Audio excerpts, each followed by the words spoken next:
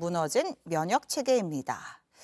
자, 미국에 돌아와서 조용한 행보를 이어갔던 이낙연 전 총리가 오늘 한 포럼에서 이재명의 민주당을 향해서 꽤 센 수위의 발언을 했습니다. 들어보죠.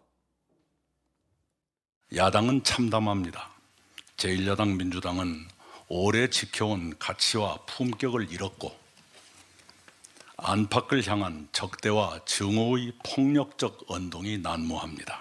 지금은 리더십과 강성 지지자들의 영향으로 그 면역체계가 무너졌습니다.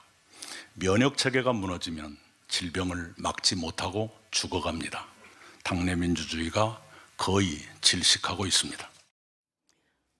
네, 이번에는 전영규 의원님이 OX 들어주실 진짜 차례가 왔습니다.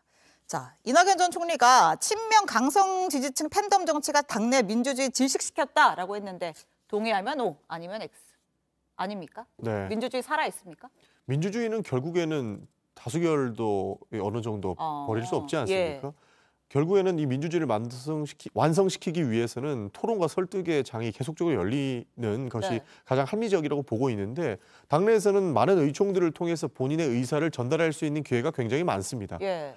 그런 측면에서 봤을 때 민주주의가 무너졌다라고 보기는 어렵고요. 예. 뭐 강성 친명 팬덤이라고 하는데 이 팬덤을 제외하고로서라도 많은 당원들께서 실제 본인의 목소리를 많이 내주고 있고 의견 전달을 지속적으로 하고 있습니다. 네. 의사 전달을 전혀 하지 못할 상황이 된다면 그것이 민주주의가 무너졌다라고 얘기할 수 있지만 네. 의사 전달이 가능한 것이고 네. 여기에 대해서 결정을 선거권, 투표권을 통해서 우리가 만들어 나가고 있기 때문에 당내 민주주의가 무너졌다라고 이야기하기에는 조금 과한 부분이 있다. 저는 네. 그렇게 생각합니다. 자, 그럼 두 번째 질문. 이낙연 전 총리의 등장이 비명계와 제3지대의 구심점이 될 수 있다. OX입니까? 이것도 X입니다. 구심점 안 됩니까?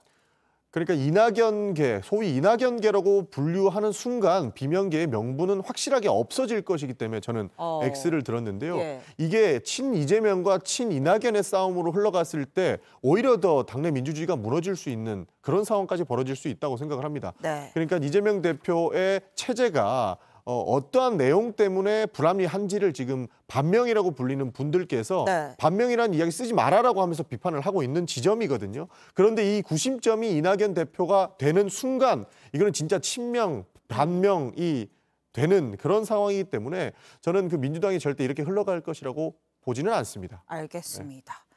자, 오늘 민주당에서 또 흥미로운 움직임이 있어서 좀 소개를 할까 하는데요. 자, 민주당의 한 초선 의원이 내가 기득권 먼저 내려놓겠다라면서 험지 출마를 선언했습니다. 이탄희 의원인데요. 들어보고 이어가죠. 저부터 기득권 내려놓겠습니다.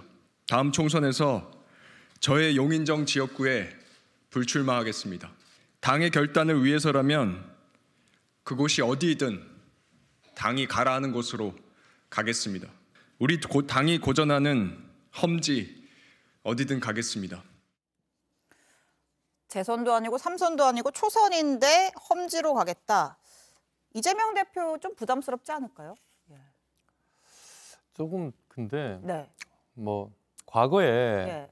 초선 불출마로 가장 큰 뭐 정치적인 반향을 일으키고 본인 또 그 자산으로 또 후에 더 큰 지도자가 된 케이스가 과거에 이제 오세훈 전 시장이 초선 국회의원일 때 예. 그때 16대 국회에서 강남에 이제 어떤 일종의 전략공천에 대해서 초선으로 국회에 들어왔었거든요.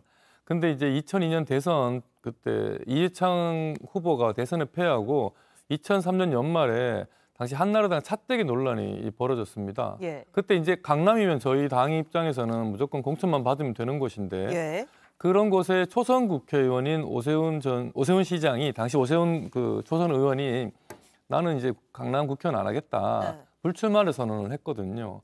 그러면서 실질적으로 그때 이제 차뜨기가 터진 이후에 정치 개혁을 주도했습니다. 그래서 네. 정치자금법을 고치고 정당법을 고쳤어요. 그래서 지금의 어떤 정치 시스템, 법정 시스템을 오세훈 당시 초선 의원이 주도해서 만들었거든요. 예. 그러면서 오세훈 시장이 그때 원래 이제 정치 문화기 전에도 방송에 자주 나오면서 변호사로서 방송에 자주 나와서 인기가 많았는데 정말 훨씬 더 많은 대중적인 사랑을 또 받게 되고 그래서 결국 나중에 서울시장에까지 네. 되고 했거든요. 근데 그때는 본인의 이제 가진 기득권을 좀 내려놓고 네. 정치 개혁을 뭔가 주도하겠다는 게 확실하게 뭔가 잡히는 게 있었는데 네. 지금 이탄희 의원이 얘기하는 게 네.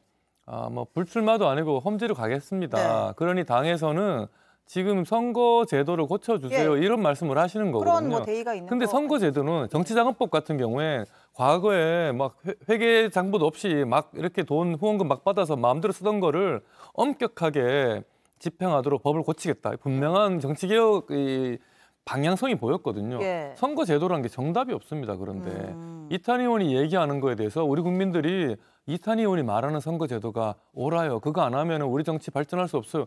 이렇게 말씀하시고 생각하시는 분이 잘 없거든요. 아, 그래서 조금 명분이 약한 게 아닌가. 그래서 약간은 생뚱맞은 느낌이 있다고 생각이 듭니다. 알겠습니다. 저는 이탄희 상대 의원, 반응, 예. 네, 저는 이탄희 의원이 충분히 명분이 있고 선거법의 진심이다라고 생각을 합니다. 예. 지금 그 양당 기득권을 완화하기 위해서 선거법을 개정해야 된다고 하거든요.